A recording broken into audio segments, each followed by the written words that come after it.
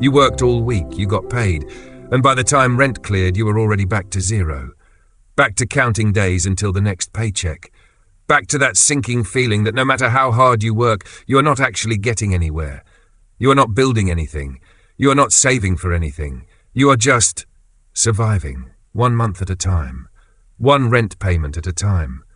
And somewhere deep down you have started to wonder, is this it? Is this all my work is worth? Just the right to stay housed? If that question makes your stomach turn, you are not alone. And you are not broken. You are trapped in a psychological loop that millions are experiencing, but nobody wants to name directly. This is ThinkLessPsy, where we dissect the uncomfortable truths about modern psychology, the ones that hit too close to home. If you are tired of surface-level self-help and want to understand what is really happening in your mind, hit subscribe, because today's topic cuts deep. Today we are examining the psychology of working just to pay rent.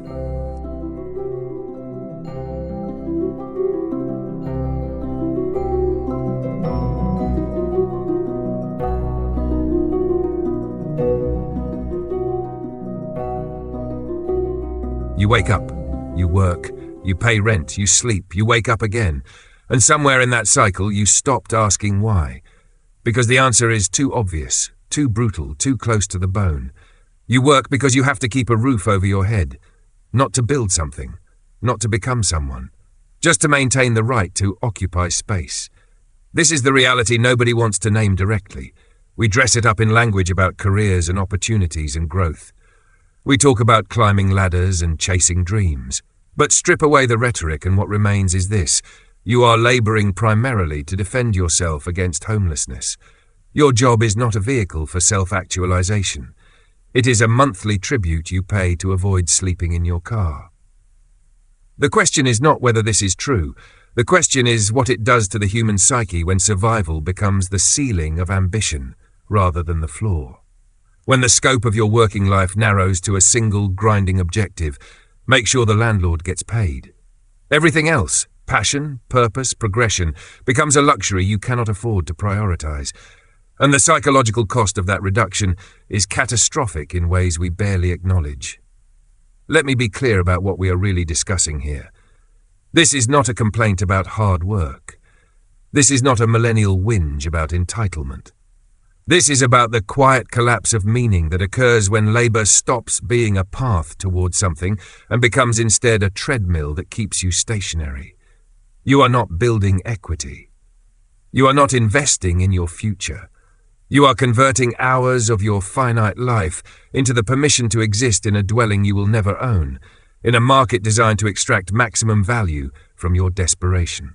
The rent you pay this month buys you nothing next month, except the opportunity to pay rent again. It is economic Sisyphus, and the stone gets heavier every year.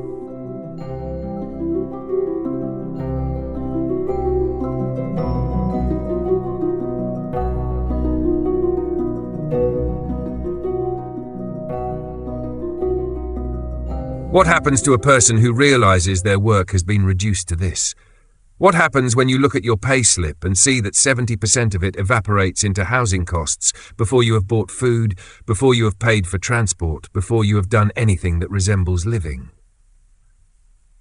You begin to experience a specific kind of psychological imprisonment, not the dramatic kind, the suffocating kind, the kind where you can see the bars but everyone around you pretends they are not there. This is the psychology of financial stuckness, and it is endemic.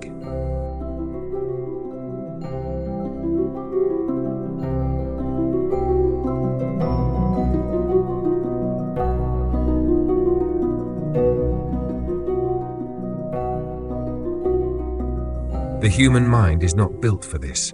We are meaning-making creatures. We require narrative. We need to believe that our efforts are accumulating towards something, that today's sacrifice will yield tomorrow's advantage. This is fundamental to motivation, to resilience, to the ability to endure difficulty without collapsing into despair. But when your labor only ever maintains the status quo, when you work full-time and still cannot save, cannot invest, cannot move forward, the narrative breaks. And when narrative breaks, so does the will to continue. You start to feel it in small ways first. The lack of enthusiasm on Sunday night, the creeping resentment when your alarm goes off, the way you stop talking about plans and start talking about bills. You stop asking what you want to do with your life and start asking how you are going to cover this month's expenses. Your time horizon contracts. You stop thinking in years and start thinking in fortnights. Because anything beyond the next pay cycle feels hypothetical. This is not laziness. This is not a failure of character. This is what happens when the economic structure removes the possibility of progress and replaces it with the demand for perpetual maintenance. You are not climbing.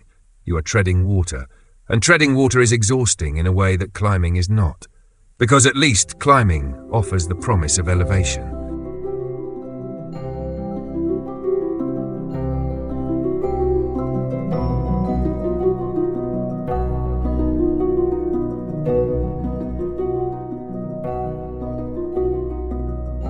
Let us examine the mechanism more closely.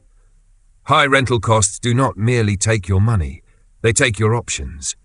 When 60, 70, 80% of your income goes to housing, you lose the ability to make choices. You cannot afford to retrain. You cannot afford to take a risk on a lower-paying job that might offer better long-term prospects.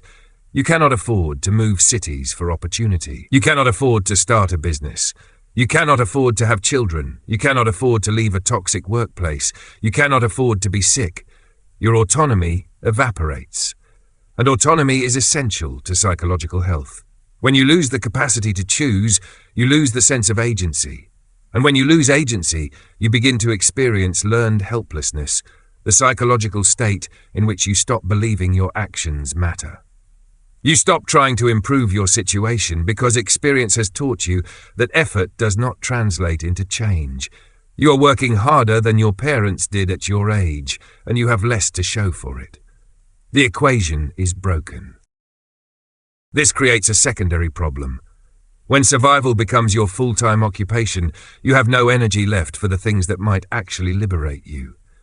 You come home too tired to study, too depleted to network, too stressed to think strategically about your future. The trap tightens. You work to pay rent, and paying rent requires so much of you that you cannot do the things that might allow you to escape the need to work just to pay rent. It is a perfect cage.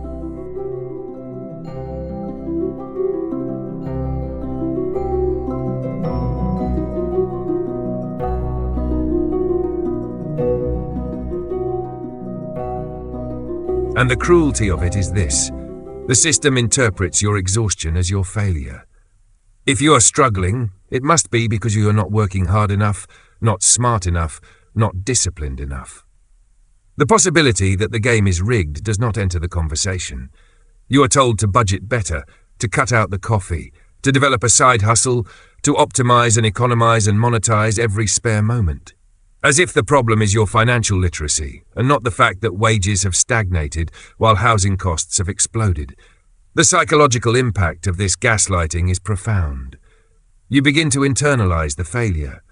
You begin to believe that if you were better, smarter, more capable, you would not be in this position. You look at people who have succeeded and assume they simply worked harder, rather than recognizing that many of them entered the market at a different time, inherited wealth, or benefited from structural advantages you do not possess. The individualization of systemic failure is one of the most effective tools of social control. It keeps you blaming yourself instead of questioning the architecture. So what happens to motivation in this context? It dies. Slowly at first, then all at once. You stop setting goals because goals require belief in the future, and the future feels like more of the same. You stop investing in yourself because investment requires surplus, and you have none. You stop caring about your job because your job does not care about you. It is a transaction, and you are paid precisely enough to keep you returning, but not enough to ever leave. This is not career development. This is indentured subsistence. And here is where it gets truly insidious. The absence of long-term motivation does not mean you stop working, it means you work without purpose. You continue because stopping would mean catastrophe, but you are no longer working toward anything.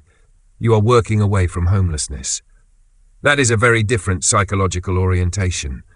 One is aspirational, the other is defensive, and defensive living is corrosive.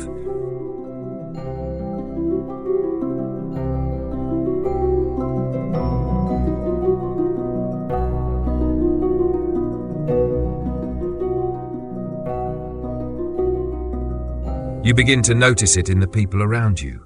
The flatness in their voices when they talk about work, the way they describe their jobs in terms of tolerance rather than satisfaction, the quiet resignation in conversations about the future.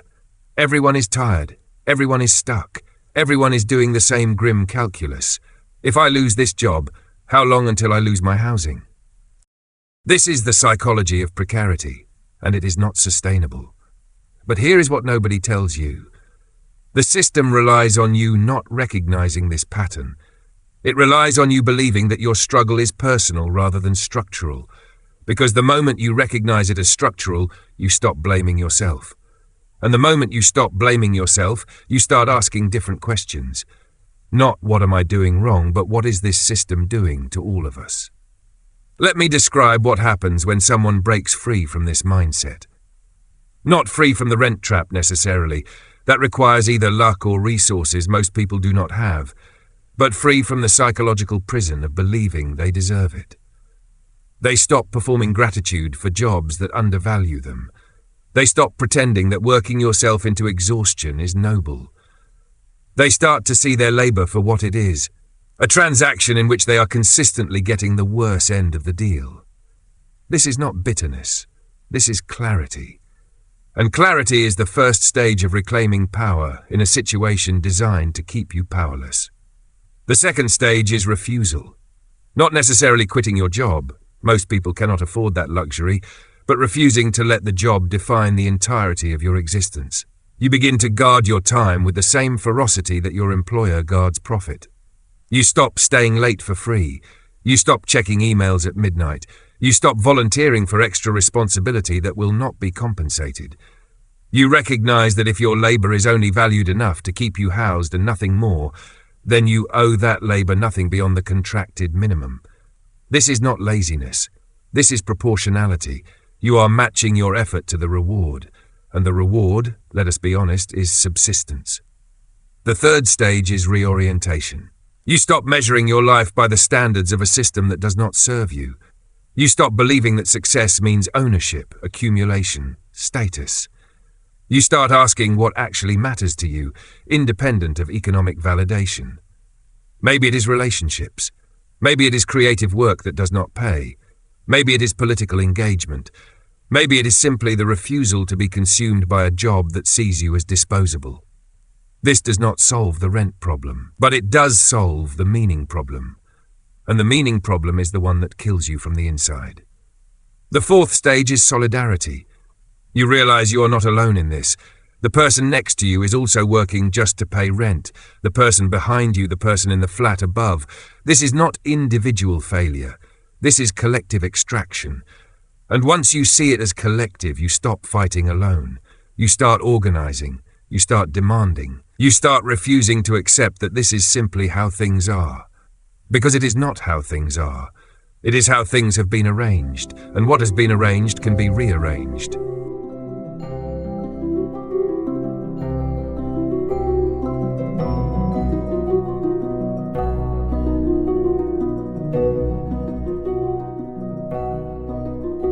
Here is the truth. They do not want you to understand. Your exhaustion is not a personal failing. Your inability to save is not a lack of discipline. Your sense of being trapped is not a reflection of your inadequacy. You are not struggling because you are weak.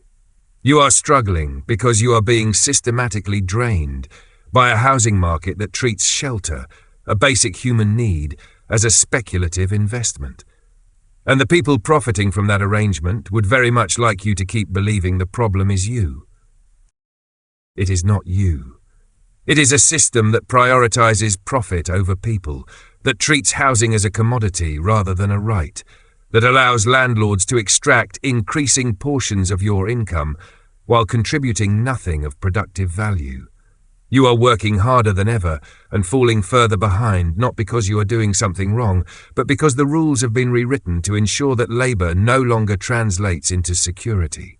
And the psychological consequence of living under those rules is precisely what we have been describing: the flattening of ambition, the erosion of hope, the conversion of human beings into rent-generating machines.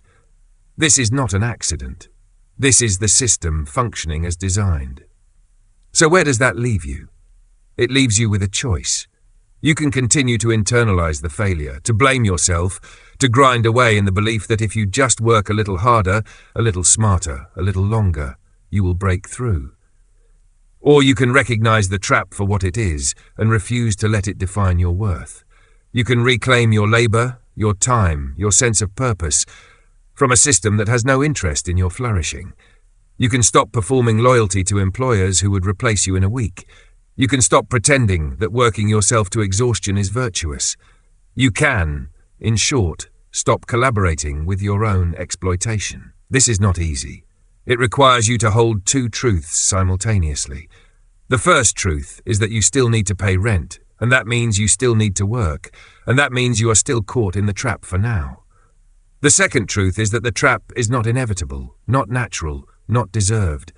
And holding both of those truths without collapsing into despair or cynicism is the work of psychological survival in an economic system designed to break you. But here is what I know.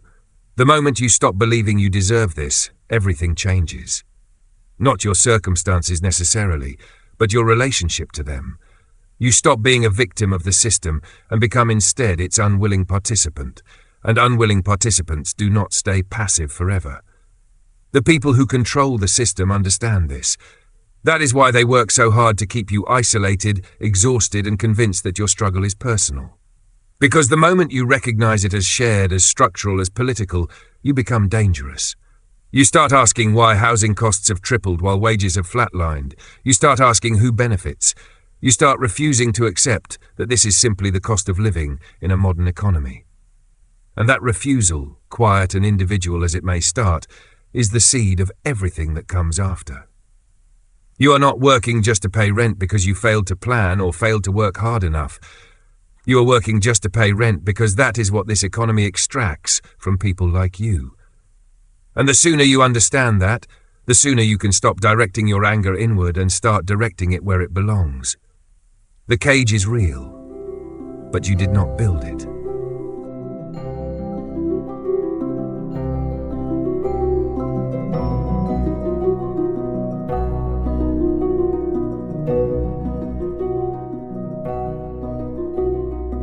If you made it this far, you felt something.